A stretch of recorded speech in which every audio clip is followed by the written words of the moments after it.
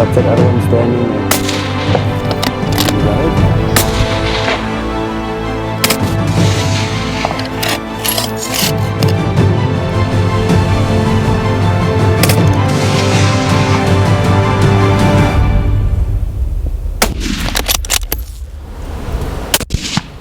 Smoked him.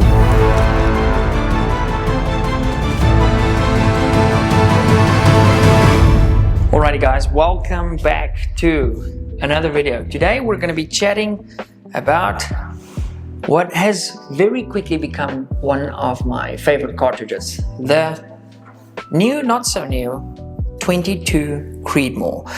In front of me is my custom build. I have done complete videos on this rifle and I'm gonna link them somewhere here for those of you guys that want to check out the whole build spec. Brief rundown, we have a Vortex Viper first focal plane in MRAD on the top here. This is the MDT carbon stock. We have a 16-inch carbon 6 barrel on ABW titanium suppressor, bat machine action, a TR action, and a TriggerTech diamond trigger. So brief rundown, and we have our Area 419 hunt rings on this rifle. Now, this thing is unbelievably easy to hunt with, and honestly, it has changed my perspective on hunting rifles quite a bit, but not because of a cartridge. It is the compact size of what I achieved with such a short barrel and shooting what some would call an overbore cartridge in such a compact system really unlocks some huge advantages. The first being obviously the weight of the whole rifle. It's super easy to maneuver, it's easy in and out of vehicles, you need a tiny little rifle bag, and honestly, I think it looks pretty freaking cool. Now, let's get on to the 22 Creed, which is really what today's video is about. Now, in my case scenario, I'm shooting a 73 grain ELDM, okay, at 3,105 feet per second out of, again, a 16-inch barrel. Keep in mind, we're getting a little bit of boost in the silencer slash suppressor. Okay, that little bit of extra speed we're gaining there is probably negligible at best, but some people do claim to get some higher speeds with a suppressor. That could be a fun little video to do as a little side quest, if we will. Now, you might say, Pete, rifles that have been able to shoot lightweight 22 caliber projectiles at extreme speeds have existed for a long time, and you would be correct. You know, there's the 223W SSM, which is a wildly cool looking cartridge. There's the 22-250, which is globally extremely popular amongst varmints and amongst hunters for small game, antelope sized game.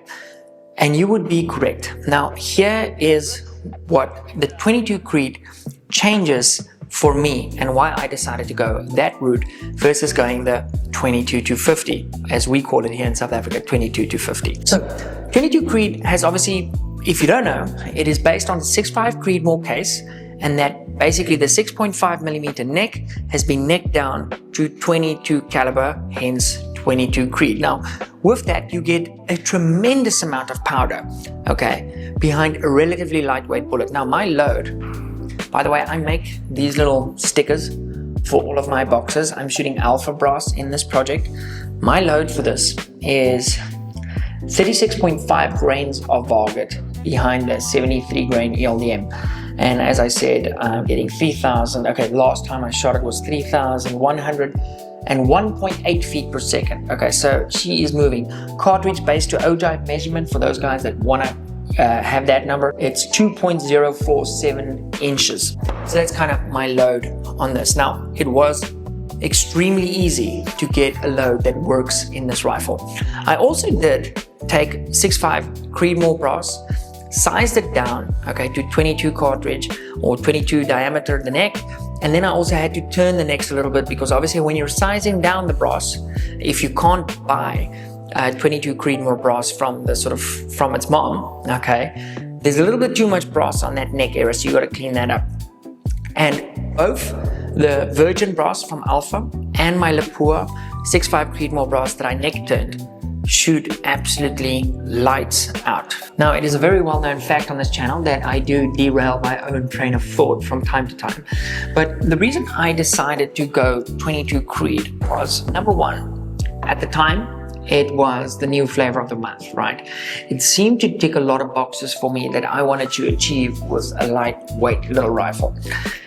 The big thing is, it's optimized for the heavier 4 caliber bullets that we get nowadays. In other words, you know, I could shoot up to a 85.5 grain and seat it out relatively long in this case design. Whereas the limitations with the 22-50, especially the older generation ones, and if you're buying a factory rifle, what you guys have to keep in mind is when a cartridge has been approved, okay, either by CIP or by SARMI, the rifle manufacturers that sell rifles with that specific chambering, they have to stick to the certified body's case specifications and the overall length of the bullet. And what happens with the 22-50 is you have to push the bullet in quite a bit deeper, because back in the day when that thing was developed, it wasn't developed for the high BC VLD bullets that we shoot nowadays. They had like 55 grain projectiles, so you know that wasn't really an issue. So in order for the rifle manufacturers to sell those rifles, they still have to stick to those initial specifications, which basically means you're kind of limited with how long you can load your bullets out of the neck. And that obviously plays a huge role in the quality of the ammo we can produce and how easy it is to tune your bullet / powder combination to your specific rifle. Now there is a workaround, obviously. If you do have a 22-50, you can just have a gunsmith run a throater in there and essentially just extend your throat a little bit if you wanted to shoot that heavy 4 caliber longer VLD type bullets. Or what you could do, you could just have a custom 22-50 reamer and then, you know, ream your whole chamber. But then we kind of get back to the point, then you might as well just ream it to 22 Creedmoor. Now you could say, Pete, I get better velocities out of my 22-50 shooting the same bullet. Keep in mind, I'm doing that from a 16-inch barrel. Okay, so that is wildly impressive. If I had a 24-inch barrel on this rifle, we'd be getting close to 3,500 feet per second. I wouldn't be surprised if we were able to get that number. So yeah, guys, I have really fallen in love shooting this rifle, and it is my go-to, let's call it little game rifle.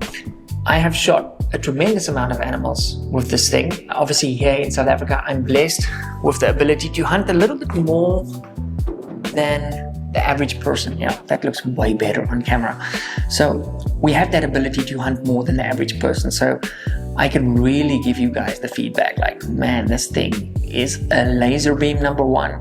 It is an absolute pleasure to shoot. There is almost no recoil, even given that it is such a lightweight little rifle.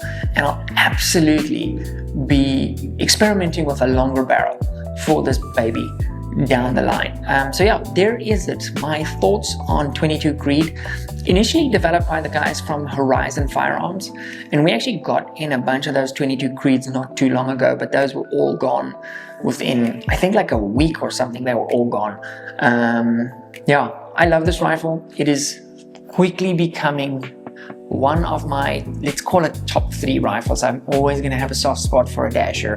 I would rate this as my second favorite rifle at the moment, behind my Dasher. It's just such a dream to shoot.